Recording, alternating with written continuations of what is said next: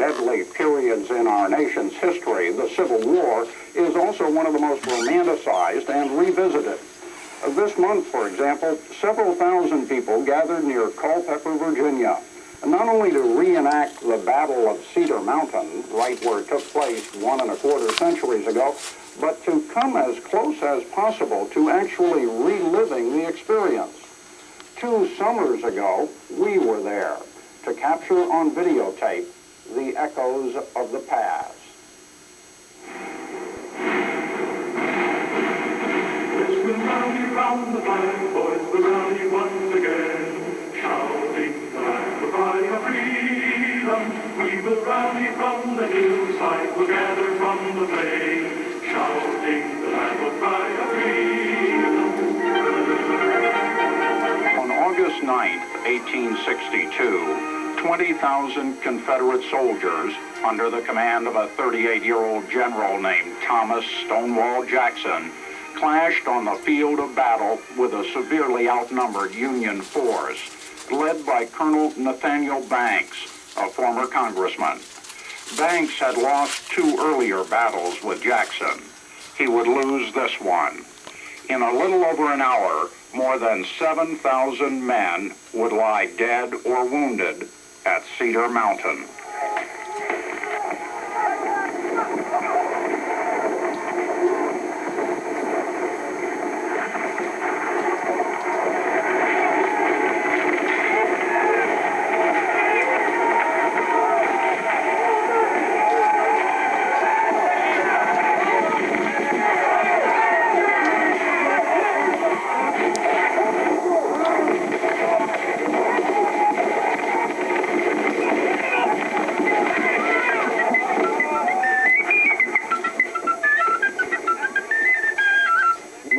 And 23 years later, 2,000 men, women, and children gather on this largely unchanged battlefield to recreate history, relive the experience, the sounds, the images of another summer and another time.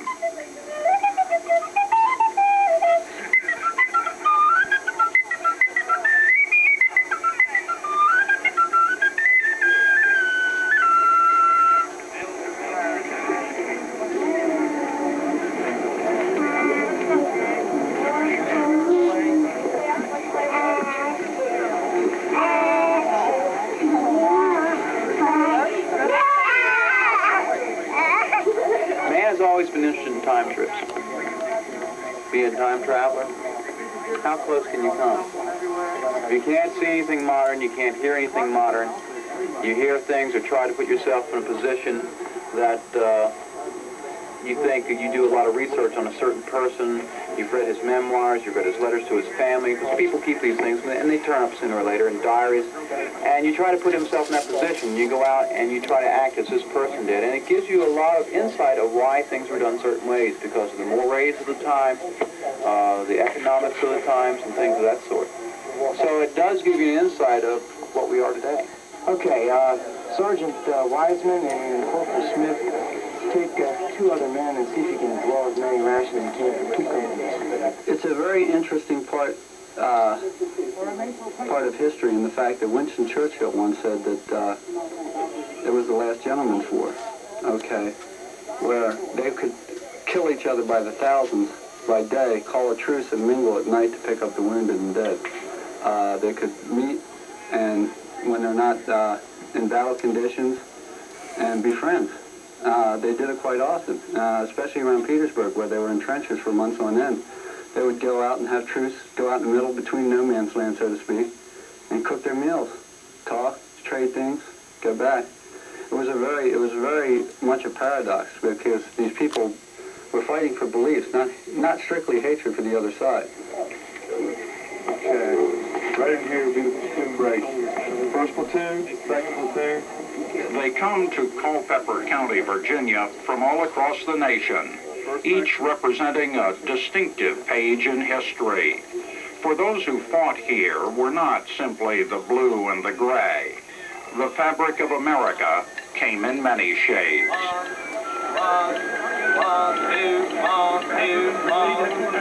Point formation. 7 a.m. Break order! Break order! March!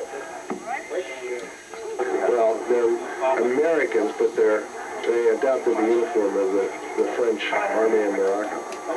They were called the Corps d'Afrique, the Zouaves. In this case, they're representing the 5th New York Zouaves, Derrier's Zouaves.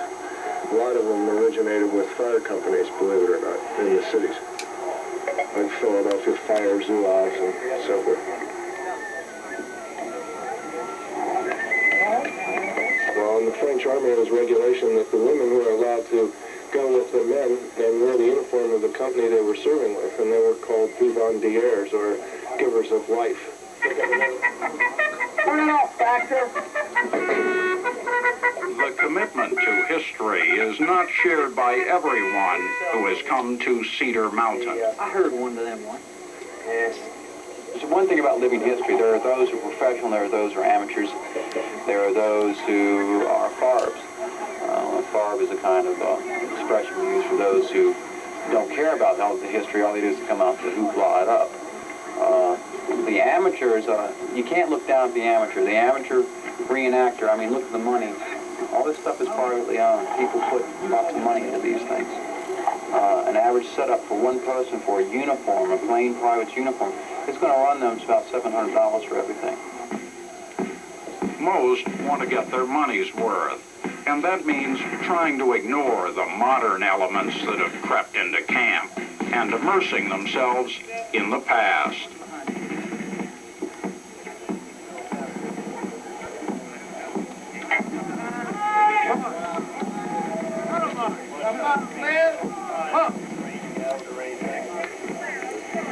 You're on march. Try to live whatever you can. You don't have to cook.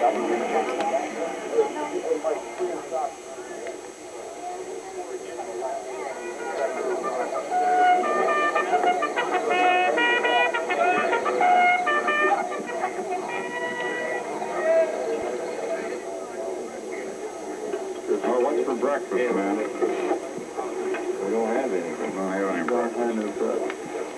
What about that farm on the other side of the hill over there? I saw some nice chickens and some eggs or something.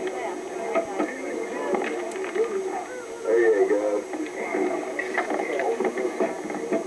Well, everybody wants that fish, we'll get them out.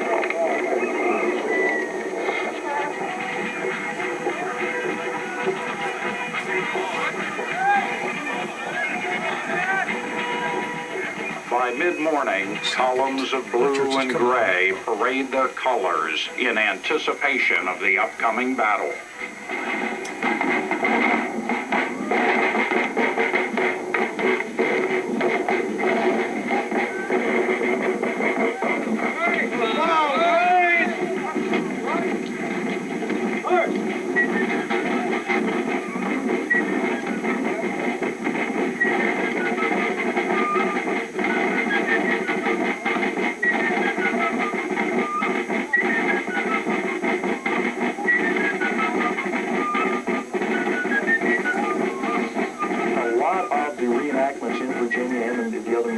States are Confederate victories for the most part because there were more Confederate victories than there were losses. The advantage that we have here in Culpeper is that the Battle of Cedar Mountain was a very unique battle in a lot of different ways, but especially in that it was one of the only battles during the whole war where the Confederates had a numerical superiority over the Federal troops.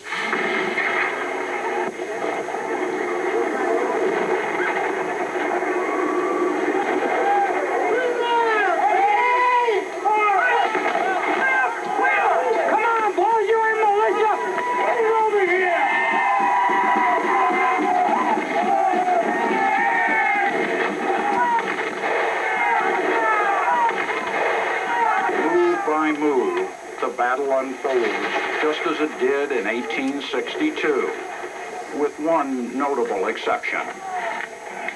It's tough to get them to take casualties in the first 20 to 30 minutes of the battle.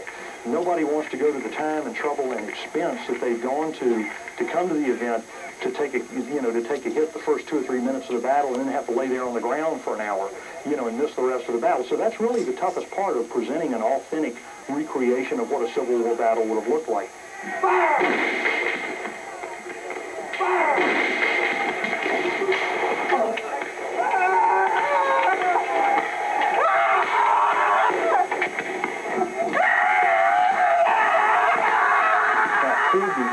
battle, when guys are getting very hot, they're getting tired, they may have run out of cartridges, you start getting a good percentage of casualties at that point in time. You get a representative sampling of what casualties would have looked like in a brigade that was being that was under heavy fire.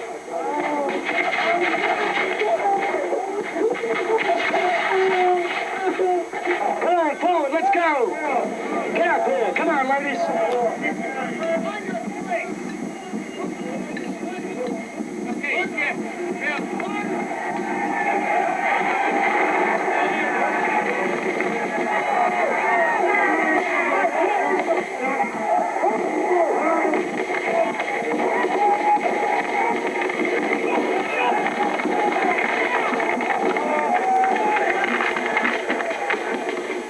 All the things that you've read about, you experience in a living history event.